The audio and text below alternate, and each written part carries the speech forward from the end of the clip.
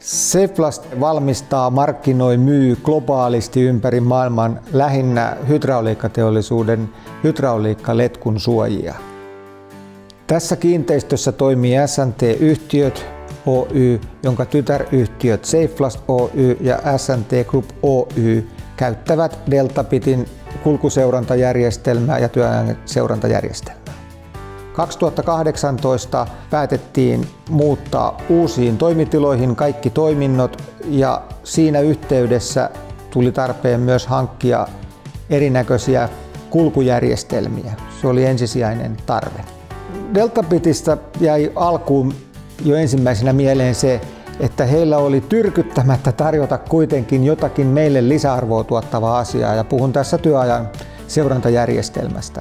Aikaisempaan vaiheeseen verrattuna oli työajan seurannassa käytössä pahviset kellokortit, joka oli tietysti aika vanha järjestelmä.